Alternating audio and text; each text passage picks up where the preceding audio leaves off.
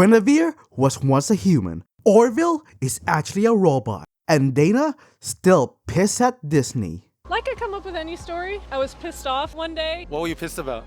Oh man. A lot. I just recently finished watching Glitch's new pilot, The Knights of Guinevere.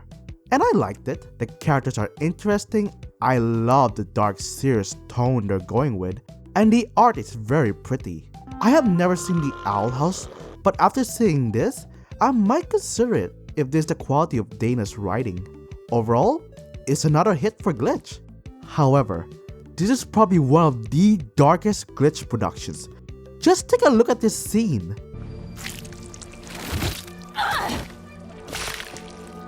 Holy shit! But what if I told you that this is way darker than it seems? For you see, these Guinevere robots aren't just simple machines. They were once humans. Yes, folks, hear me out. You will say I'm crazy, you will say I'm nuts, but I promise you that I know Glitch. I watch them sleep, and I know what the creators are thinking. So, just stick around, because Guinevere being once human is only scratching the surface of how deep this rabbit hole goes. Oh my. Today we'll be talking about my transmutation theory regarding Glitch Knights of Guinevere, showing you my evidence of what I think is the core conspiracy of the show. Starting with... Let me out! Let me out! This is not a dance! I'm begging for help! I'm screaming for help! As we see throughout the pilot, there has been many different versions of Guinevere, but this one, the one with their guts hanging out, and eventually found by Frankie and Andrea, is the original one. The prototype pretty much, as emphasized by the characters constantly mentioning how old and different this Guinevere is from other models. A Guinevere android? I don't recognize the model. Oh, who gives a shit?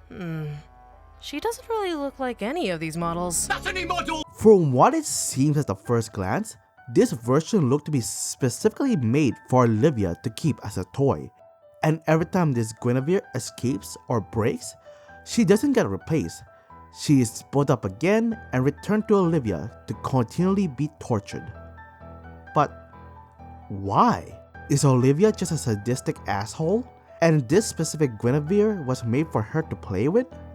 I doubt it. I believe not only this Guinevere was once human, but I know exactly who it is.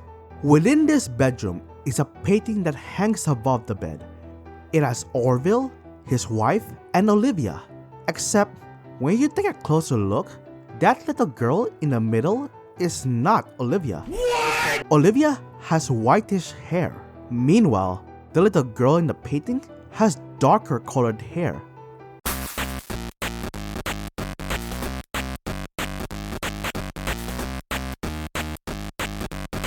So, who is this girl in the painting? Since the dark-haired girl are standing with Orville, it's clear she's his daughter, with their similar hair color being evidence of the resemblance to each other, thus making this girl in the painting and Olivia sisters. But where is this girl? I mean, it can't be the prototype Guinevere, right? She has blue hair. Look again. Look closely. Yes, it was so very long ago. And no one ever heeded the princess. That's right! She actually has darker colored hair. The original Guinevere is Olivia's older sister. And it makes more sense why she's referred as the monarch of the place, since she's literally the daughter of Orville, who's practically the king of the area, technically making the older sister a princess. And not only does the painting and Guinevere's hair color prove this is the older sister, but it also proves that this is the case of transmutation from human to robot. I started doubting myself a bit with this theory, thinking this could be a case of digitalized consciousness like in Cyberpunk. But no, if this was just a machine designed to hold a consciousness, they wouldn't originally make their hair brown then dye it blue.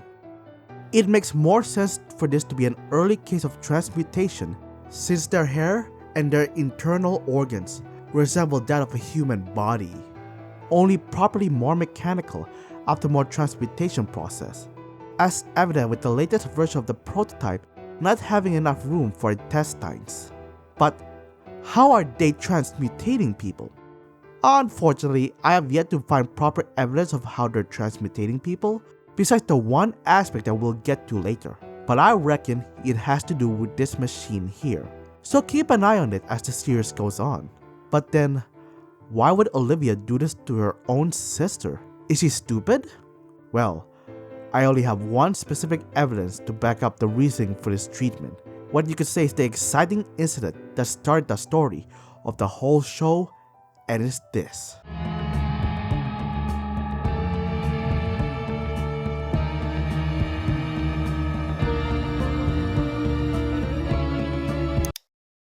The pilot won't just show this poster for no reason, and I doubt this Michael Afton wannabe will play a vital role in the story.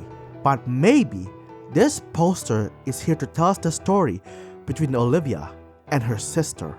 A long time ago, the older sister did something bad, something traumatic to Olivia, the same way this brother traumatized his little sister. And more than likely, it caused the parents' death, the same way this prank caused the death of this specific Guinevere. Fueled by rage and grief, Olivia gutted her own sister, not only to make the first prototype for Guinevere, but also to keep her alive, to torture her, to punish her for what she did. Or it could just be a case where the older sister realizes her family's plan of transmutation and tried to stop it by being a whistleblower, and to silence her, they transmutated her to become the first Guinevere. But I don't know, man, I'm just spitballing here. So yeah, that's why Olivia is a little shit to her older sister. But we're not done yet, folks, because this is one fucked up family. Have you noticed that anytime I refer to the sister's parents, I refer to both of them being dead? Because I believe that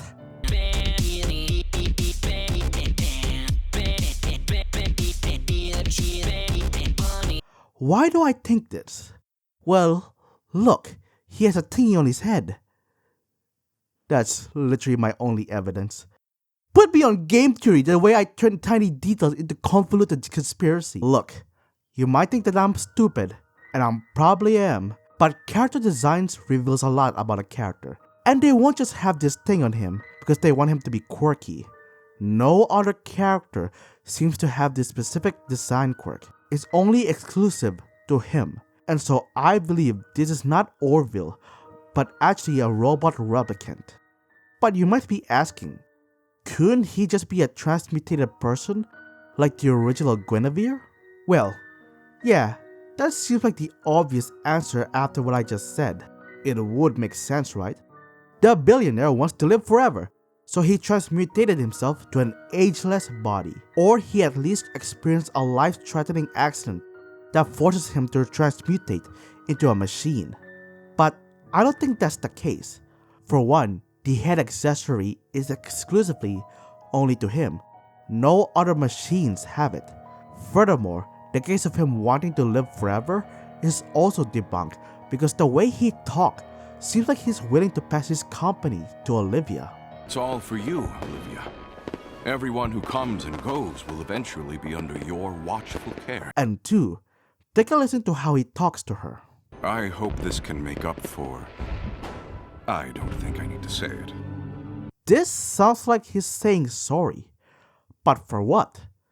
For dying, obviously. Specifically, Robot Orville is saying this on behalf of the original Orville. Further, take a listen to what else he says. Olivia, your future can be as bright and beautiful as all this. Embrace it. Let your past fade away. You're here now. Do you understand? To me, that's the robot way of saying to move on from the tragedy and let Olivia grow up.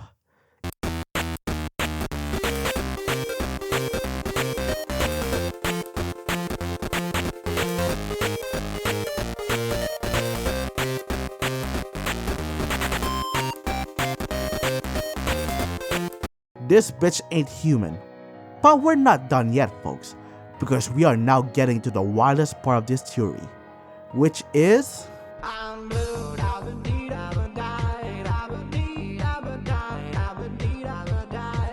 There is a sickness spreading around the place, and for some reason, it's turning people blue. This asshole coughed blue blood or blue phlegm towards Andrea. Part of his body are blue, and when Sparky spits to make a deal with Andrea, his spit has blue stuff on it. I wish he spit on my mouth. And I'm pretty sure the blue stuff came from him and not Andrea, since his smoker also has blue stuff on it.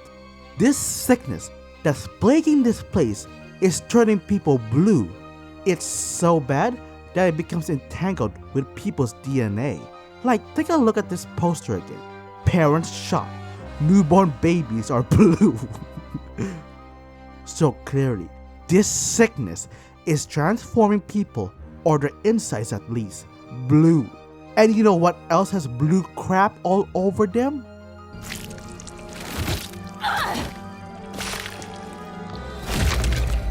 That's fucking right. Not only are these animatronic robots are transmutated humans, but they're sick transmutated humans. Is it possible that people inflicted with the blue sickness are more likely candidates for transmutation? Or perhaps they're going through a slow mutation itself. But where exactly does this blue sickness come from? The pollution.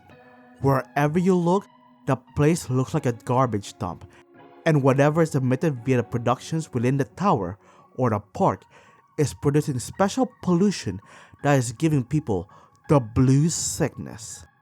Now, I will admit, I could totally be wrong here regarding the fact that blue sickness allows them to be likely candidates to be transmutated.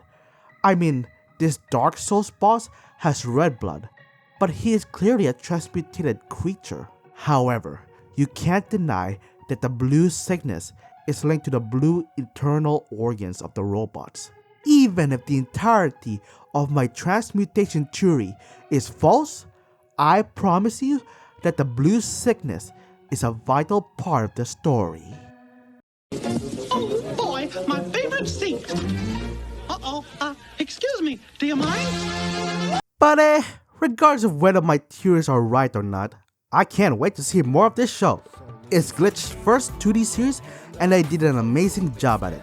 I'll fully admit that the dad theory is a stretch, but I do believe that the little girl in the painting is not Olivia, but someone else entirely, and that she will be a key part in this conspiracy.